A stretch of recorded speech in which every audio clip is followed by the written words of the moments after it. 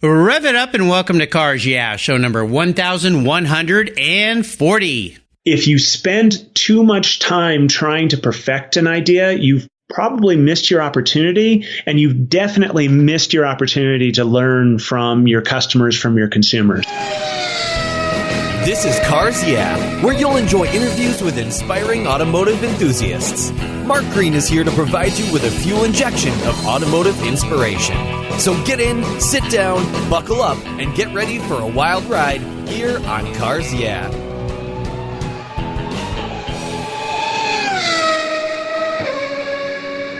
Hello, automotive enthusiasts. I'm revved up and so excited to introduce today's very special guest, Kevin Williams. Kevin, are you buckled up and ready for a fun ride? I am indeed, sir. All right. Kevin Williams is the CEO of RGK Innovations, the maker of the Brush Hero, an innovative cleaning tool that is powered by water. Brush Hero was designed to be the best wheel brush ever, and it can be used to clean muck off of a multitude of surfaces. You'll also find cleaning and detailing supplies on the Brush Hero website. This is Kevin's fourth startup and his second in the automotive sector. Prior to RGK, Kevin ran the international business of the largest canoe and kayak manufacturer in the world, developing environmental training system in China, built the world's first hot dog vending machine. That's very interesting. And ran a 15-truck mobile tire installation business titled Tire Van. RGK is a decentralized company with staff in 5 states and in 5 countries. And Kevin's calling in from beautiful Park City today, where he lives and works. I'm very jealous. What a nice part of the world. So, Kevin, I've told our listeners just a little bit about you. Would you take a brief moment and share a little bit more about your career, your business, and a very obvious passion for keeping things clean? Sure. Thank you so much for the introduction. So I have a pretty traditional business background. After business school, I ended up starting a small company, which led to an introduction to the angel and venture capital community in Washington, D.C. That put me in a place where I was running other people's ideas. And in general, by the time I got involved in the ideas, a lot of money had been spent. And what I took away from those experiences was that there had to be a better way to do this. There had to be a better way of testing ideas and figuring out whether or not they were going to work before millions and millions of dollars had been spent. So I took a little bit of a career divergence and spent a lot of time developing a digital marketing skill set and really trying to understand how to reach customers and consumers directly through the internet. And from that came a testing methodology that allowed me to take a product idea, whatever it may be it a spinning brush or a kitchen product or any number of things, and in a very, very lightweight fashion, put it up in front of viewers, specifically on Facebook, and see if anybody cared. And if I could get people to care about the product, then I'd proceed in developing it. Nice. That's very cool. Well, I love the entrepreneurial side of Cars Yeah, people who've started businesses and how they do that. And we're going to learn a lot more about you and about this great product. And I'll let our listeners know, Kevin was kind enough to send me a sample. And my regular listeners know that I spent 20 years in the car care business. I was the president of Griot's Garage. We developed lots of great products there and car cleaning things and tools and things. And I used this product and I was a little timid at first because I'm real picky with my cars. And I thought, is this going to scratch my rims or cause any problems? I tell you, I found a new friend in Brush Hero. This is very, very cool. Well, as we continue on your journey, I always like to start with a success quote. This is some kind of saying that's been instrumental in forming your life and your success. It's a nice way to get the inspirational tires turning here on Cars Yeah. So, Kevin, take the wheel. So this is going to sound a little bit counterintuitive because I am a bit of a perfectionist when it comes to cleaning and detailing and a lot of parts in my life. But honestly, as a business mantra, perfect is the enemy of good. If you spend too much time trying to perfect an idea, you've probably missed your opportunity, and you've definitely missed your opportunity to learn from your customers, from your consumers. So I try and get things out in front of people in a very lightweight form at first, as I said up front, but also from a product perspective, as soon as I have something that is reasonably functional, I try and get it out the door, and I listen really, really carefully to the early adopters. And that allows me to develop a product that people actually care about and actually want and actually may use for years to come. You know, this is a really important point for those of you out there listening who want to start a business or have come up with an idea. And I'm guilty of this. I'm a perfectionist as well, Kevin. I love things to be the best they can be. And that gets in your way sometimes because you just keep going, no, we can do better. We can do better. And you just keep delaying. But a lot of the things I'm reading now in the business field is put it out there. And I like the way you said it, because getting it out there, getting those early adapters to either respond positively or sometimes even better negatively, so you know how to make it even better when you do the next version, is oh so important. So I appreciate you sharing that from a guy who's been successful. And I know how hard it is to bring products to market, because I did it with hundreds and hundreds of products. It's a tough deal. Before we get into more about Brush Hero, I'd love to share your passion with cars. Is there a pivotal moment in your life when you knew that you were going to be a car guy? So I think like a lot of middle-class kids, I grew up, had to buy my own car. I had to maintain my own car, sort of by hook or by crook. I grew up in Arizona, and hot summer nights spent in the driveway, hammering away, trying to get whatever the vehicle of the year was operational enough so I could get to school or get to work or whatever. It was really fantastic for me because more than anything, I learned that I could dive into a project and make something happen, that I didn't have to be scared of machinery or tools or working with things that were unfamiliar, that as long as I took time and was organized, I could make good things happen. And really, that's tracked me through my life. I'm definitely a dive in and try guy.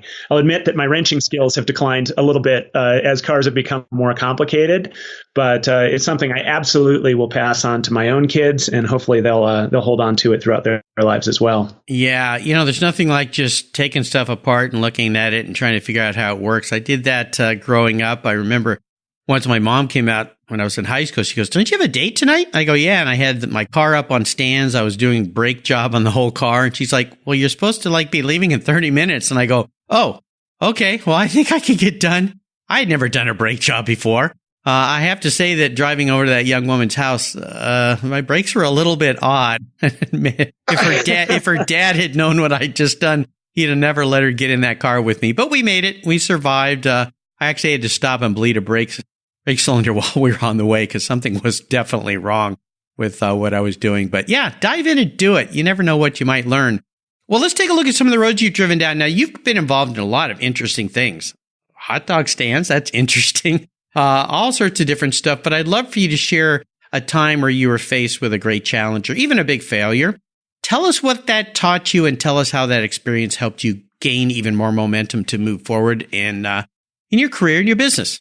Really, we had one of the biggest crises or issues in my business career in the last few months. One thing I didn't put into the introduction is that we were fortunate enough to be selected for the Shark Tank reality show in January with this product. Cool. So we aired in January. We turned down offers from two of the sharks, but it was a fantastic experience for us, except for one little issue. The sharks weren't the only people watching our pitch. We had Chinese factories watching the pitch. Yeah. So we went from an absolute high in January and February and super excited to 6 weeks later having cheap knockoff imitations of our product starting to flood into the market. And not just similar products, but actually using our trademarks, using our copyrights, in addition to our patents. Pictures of me, pictures of my dog on the side of the packaging. Oh my gosh. It was absolutely horrendous. And it caused a lot of damage to us because from a consumer perspective, it wasn't easy to tell the difference between a fake Brush Hero and a real Brush Hero. There was a lot of consumer education went into that, of course, but we were battling with very real confused customers who were calling up our customer service folk and saying, well, why is the brush shooting off? Why did it just shatter? Why doesn't it turn? And it took us a little while to figure out what the heck was going on. Yeah. We thought we had some sort of a manufacturing issue, but it became clear that it was the Chinese who were selling the product. It is specifically the Chinese. Yeah. Not to point at them specifically, but it is. Yeah, it was companies in China. Yeah, knocking off your product. Yeah. And shipping it direct to consumers over here, undercutting our prices, and using our brands. And environments like Amazon are extremely unforgiving to brand damage like that. So imagine the scenario that you go on Amazon, you see this quirky brush, you give it a try, it shows up, and it's complete junk. So what do? You want to warn other consumers about it. Right. So you get on Amazon and you write a 1-star review. This thing's junk. I think this is a bit of a national conversation for how to deal with this sort of counterfeiting. I mean, I'm just dealing with an automotive detail product. Imagine had it been vitamins or a kid's toy or something like that, that could actually be really dangerous. So we had to take some pretty drastic measures. We had an excellent Amazon reputation with 1,000 positive reviews.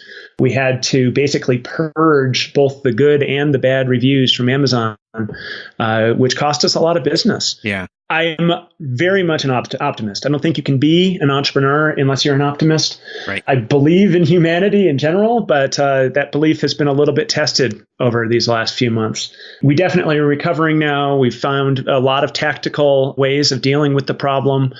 We continue to communicate with our customer base about what had happened, but it's going to plague us for a long time. As far as what I yeah. It's terrible. Yeah, I've been there, done that. It is horrible. And yeah, it is consuming as well. There's some lessons in that as well, that as a business leader, I need to work on my business as opposed to in my business. It's hard to get more in your business than dealing with this sort of affront to your brand. And it limited my ability to do other things and pursue other plans and, keep marching forward. What did I learn from this? You can't plan for every eventuality, but this one was pretty obvious in retrospect, that you have a budding product, it's selling well. It's pretty obvious. There are data tools for Amazon that allow other sellers to get an idea of how much a product is selling. Once we crossed a certain threshold of sales, we probably should have done a better job of putting up walls, and especially should have done a better job of putting up walls when we aired on Shark Tank. I think we never thought it was going to happen. So when it did happen, it happened really suddenly, and we were just excited and a little bit naive.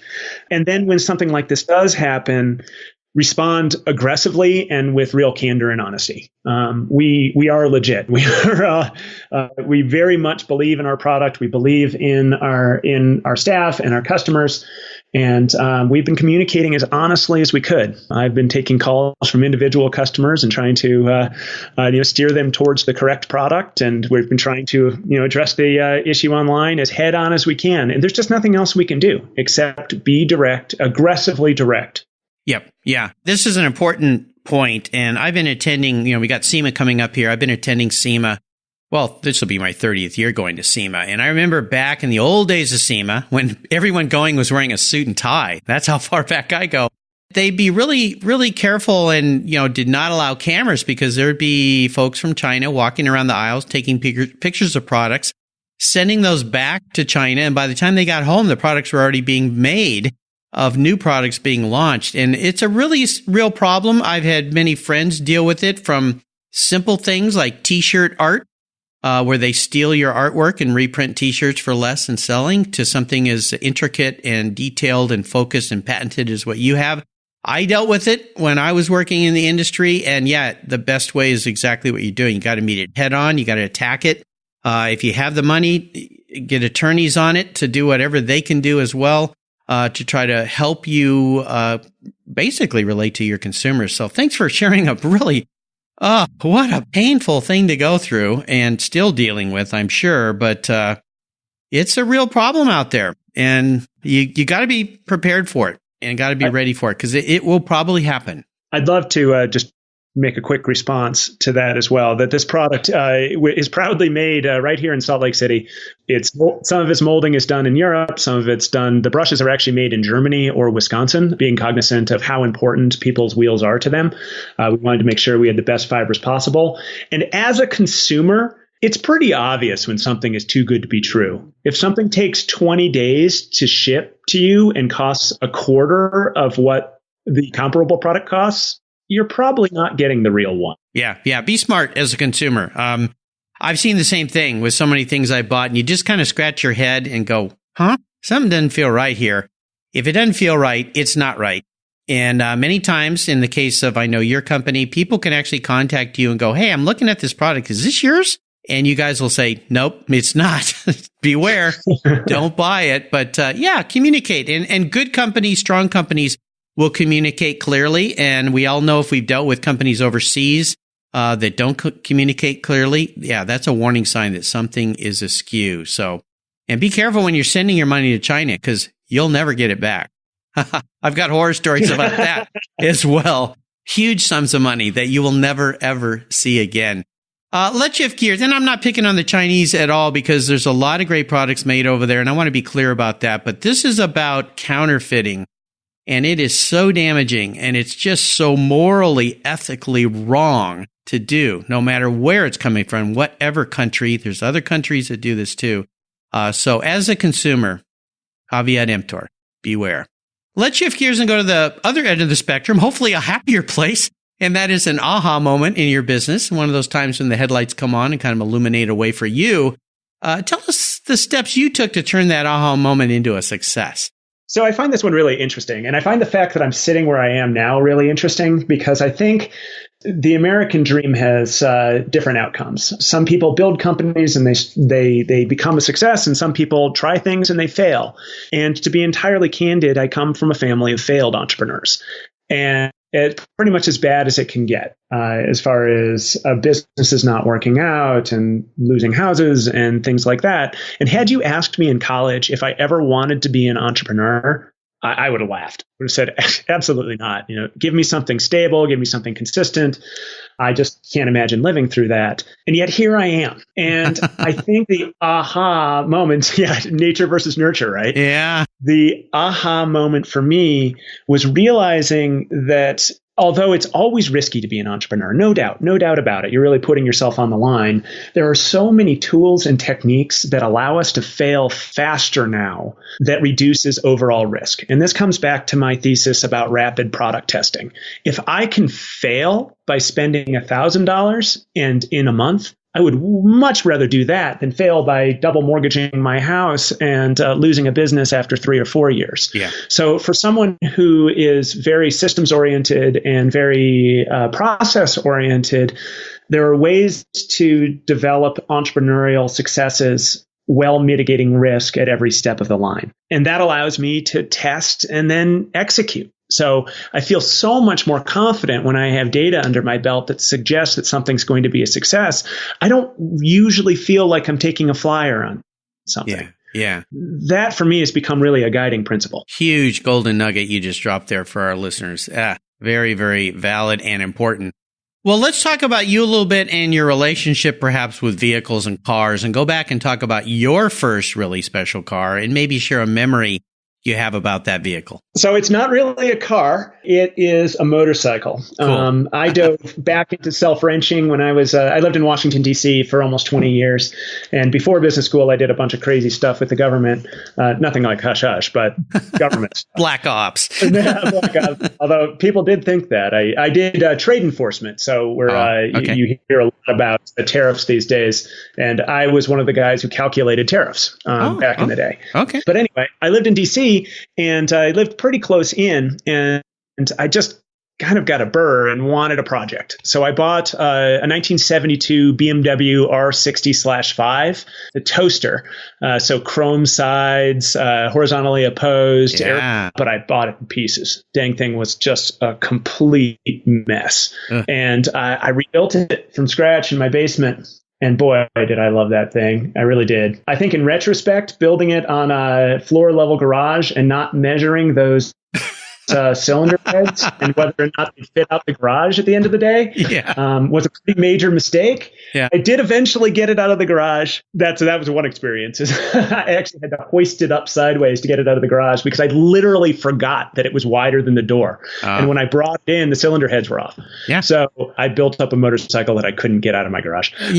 Great story. So I used it as like a commuter. And in retrospect, it was a really nice bike. I shouldn't have used it as a commuter, but it would overheat in soggy, awful, humid DC summers. And I'd be sitting there on the National Mall using that 1970s BMW toolkit, which they had to include with every one, right? Because it wasn't really a car or transportation. It was sort of a hobby that got me places sometimes. Yeah. So sitting there on the National Mall, dumping out carburetors, adjusting heads, whatever was necessary to get me into work. A lot of fond memories of sitting there sweating. No doubt. Well, don't feel bad, Kevin. We had folks across the street from us when I was growing up. He built a sailboat in his garage and couldn't get it out. Literally had to tear the whole side of his garage out to get it out of his garage. So I don't think you're the first guy who's done something like that. How about seller's remorse? Is there a vehicle you've let go you really wish you had back? I think it would be that one. That was. I've had nicer vehicles, of course, but that was the one that it had the most feel for me, and I just felt good riding it. The thing was a death trap. Double drum brakes, all of 40 horsepower, constantly braking. Once I had kids, I didn't really feel like it was a great idea to keep riding it, so I let it go. But yeah, I want it back. Beautiful bikes, beautiful bikes. Well, let's talk about today and tomorrow. What has you excited and fired up with Brush Hero these days? So we have our first SEMA appearance this year. Nice. So we're super excited about that. And since you've actually tested the product out, you'll understand how important it is for people to actually get their hands on it and understand that it puts out a lot of torque. That it's not really about RPMs, it's about turning force. So we're really excited to get it in front of buyers there. We've built a whole internal B2B platform so we can get it in the hands of even small retailers who are out there. We're excited about that for sure. Even though as a first-time exhibitor, we're sort of in an off wing. I have faith that people will find us and we'll do pretty well. We're also finishing. We just had Costco is going to pick us up for a second season, which is fantastic. Wow, cool. All of their stores. Yeah. And we're talking with a number of other major retailers. So this thing is starting to go mainstream. And then this is right up your line from your previous life. We have our own line of organic soaps that we've formulated that work well with the turning action of the brush. Yeah. Is you can tell it does it sweeps a lot of water through it. So we needed to come up with a highly viscous soap that would work with the torque engine that's within the brush, and that took a lot of experimentation. But we're hoping to develop a whole line of different detailing products to tie into the brush. Oh, how exciting. Well, I will definitely stop by and say hello to you at SEMA. Now, I'm going to give you a little SEMA guerrilla marketing tip here, okay? Awesome. You're going to laugh at me, but I've been going to SEMA for 30 years. SEMA is giant. It is huge. I was just talking to a guy yesterday who's going to be there for the first time. He goes, tell me, how am I going to navigate this? He was just going to go for a day, and I said, you can't. I mean, there's no way. Can't see SEMA in a day. I saw somebody doing something last year at SEMA that I thought was brilliant. And what they were doing was going around and putting little note cards, cheap to print, in all the restrooms, on all the urinals, and all the toilets saying, check out X product booth 55555. And I laughed when I first saw it because I went, well, this is silly. But then I went, this is genius because everybody has to use the restroom at SEMA. I mean, it's full of people all day long. And how cheap is it to print some little cards? And I'm sure the folks at SEMA are probably going, Mark, don't tell people to do that. That's against the rules. But I thought that was just guerrilla marketing 101. I just thought, it made me smile as a marketer. Thought it was pretty cool. But now, do you know what your booth number is yet? Can we share that with our listeners? Sure. We're in booth 31323. 31323. Awesome. Great. That's the easiest way to find booths at SEMA. For you listeners who are going to SEMA, check out Brush Hero. This is a really cool product. Congratulations. Kudos to you and your team for what you guys are pulling off. Very, very cool. Well, here's a very introspective question for you, Kevin. If you woke up tomorrow and you were a vehicle, what would Kevin be and why? Oh, boy. I'd like to say that I'd be something simple and rugged, something like a Wrangler. But the truth is, I'm probably something absurdly complicated that's like overly wired, overly engineered, just like a horrible idea. Maybe something like an RX-7. Remember the twin turbo RX-7s? Yeah. That's just absurdly complicated critters. And the reality is it really just needed one of those turbos. I'm probably that. I'm a twin turbo RX-7 that really only needs one of the turbos. Nicely said. I like the way you thought that through. Well, Kevin, up next is the last lap. Before we put the pedal to the metal, let's say thank you to today's Cars Yeah sponsors. Do you know the best way to protect your vehicle, both the exterior and the interior, is with a car cover? I've been using Covercraft car covers since 1975. That's right, 1975. It's a fast, easy, and inexpensive way to keep your vehicle looking new. Covercraft has been manufacturing premium quality exterior and interior covers for over 50 years with a stellar reputation for durability and design. They're the world's largest manufacturer of custom patterned vehicle covers that are crafted to fit over 80,000 patterns and growing. They are the only cover I'll put on my vehicles. You can choose from a wide variety of fabrics, styles, colors, and more. From full cover designs for factory to custom-made vehicles, plus convertible top covers, trucks, truck cab coolers, motorcycles, scooters, ATVs, trailers, campers, personal watercraft, and a wide variety of custom features. Covercraft is the right choice. Learn more today at covercraft.com and tell them Mark sent you.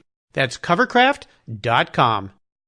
What's every automotive enthusiast's dream? To design and build that perfect garage. My friends at Metron Garage are a group of creative talents who've combined their passion for cars with their careers in architecture. Their service includes unique garage design and state-of-the-art fabrication. They will create the coolest custom garage for you and your vehicles. Metron Garage's system features fully engineered commercial-grade material and structural framing that's stronger than traditional construction. Their designs are pre-engineered to meet your building codes for fast, bolt-together construction. With over 25 years of experience, you'll see a 3D rendering to visualize your custom garage, and the final structure will fulfill all your storage needs. Contact Metron Garage today and begin realizing your dream garage. Go to metrongarage.com. That's metrongarage.com. Garage is built for discerning enthusiasts. Where it's not just a garage, it's where your dream garage comes true. All right, Kevin, we're back, and we're entering the last lap. I'm going to fire off a series of questions and ask you to give our listeners some very quick blips of the throttle answers. So here we go. What's the best automotive advice you've ever received? This is literally from a grandfather. It's the old, there's a right tool for the job. And I think that applies in business as well as wrenching as well. Always use the right tool for the job, even if it costs a little bit more. Yeah, thanks, Grandpa. Go out and buy the right tool for sure. Or find the right person who can help you learn how to use that tool.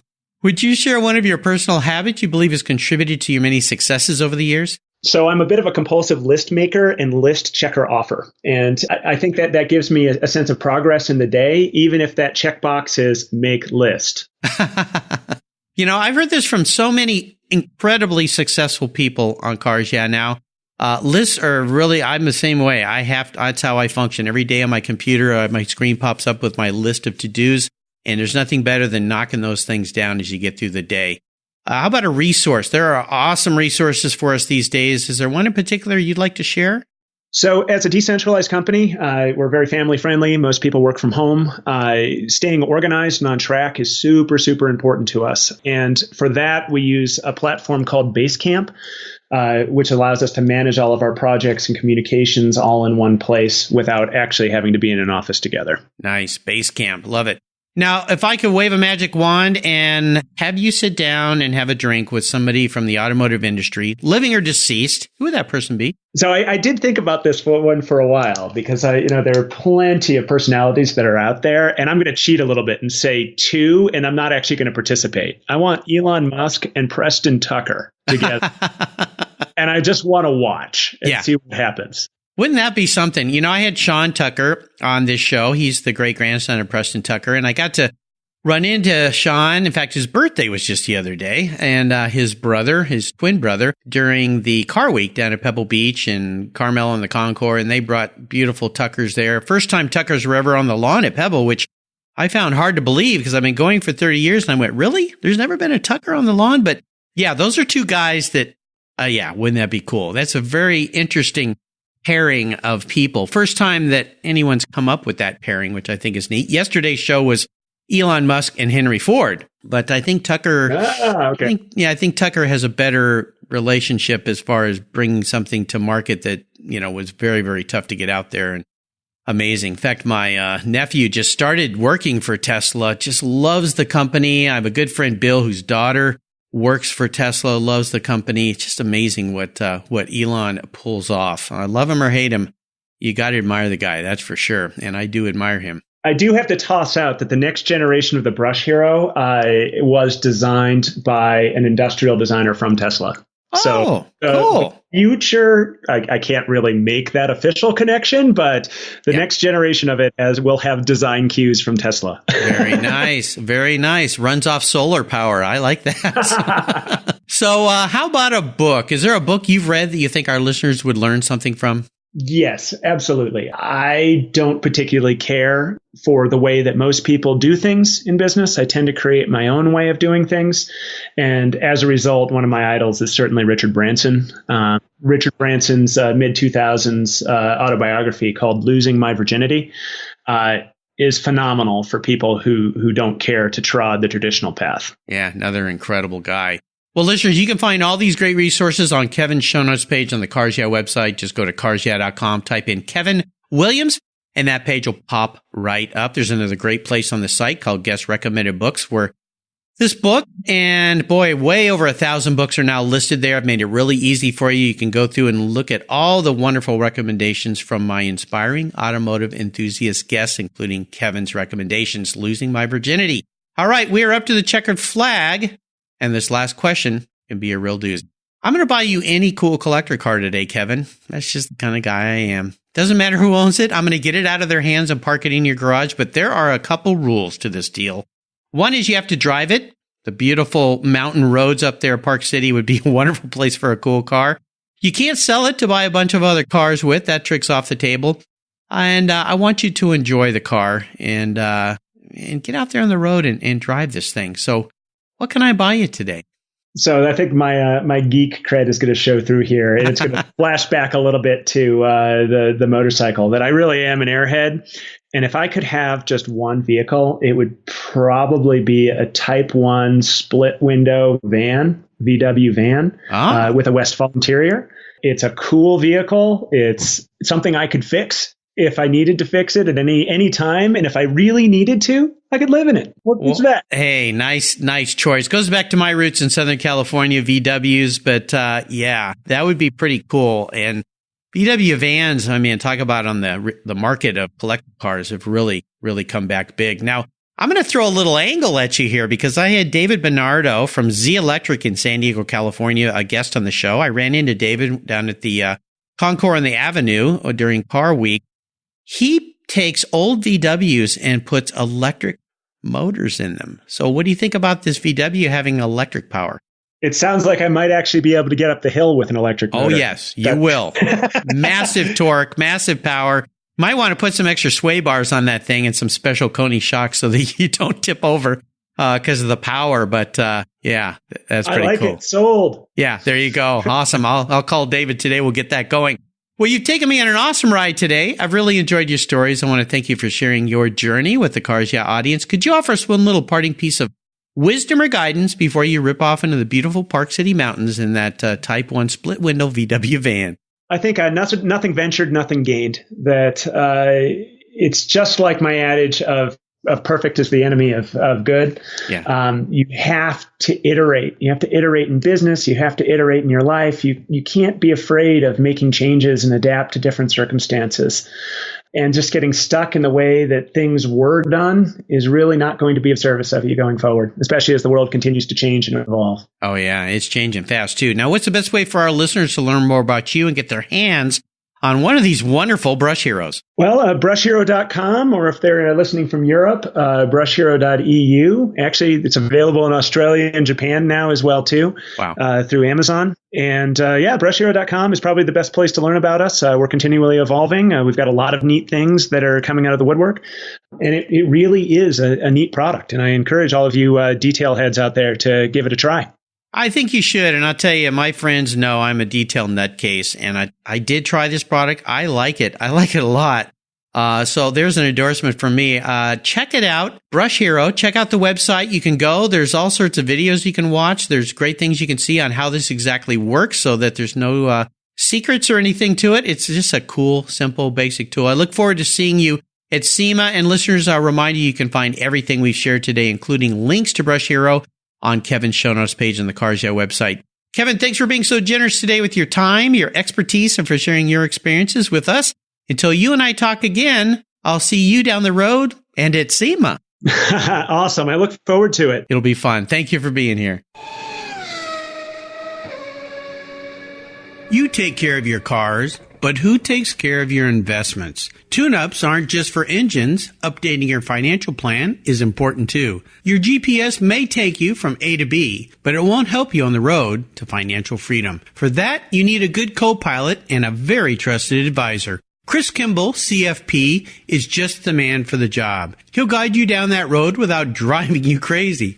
For over 25 years, Chris has helped people just like you and me with their financial planning and investments. With a master's degree in financial services, he is eminently qualified, and he's a car guy too. Learn more at chrisvkimball.com or call 866-ON-A-PLAN. Securities through Money Concepts Capital Corp., member FINRA SIPC. CK Financial Services is not affiliated with Money Concepts Capital Corp. Thank you so much for joining us on today's ride here at Cars Yeah. Drive on over to carsyeah.com to find show notes and inspiring automotive fun. Download your free copy of Filler Up, a fun book filled with gorgeous photographs of fuel filler fun, including quotes from more inspiring automotive enthusiasts. Download your copy today, and we'll see you next time on Cars Yeah.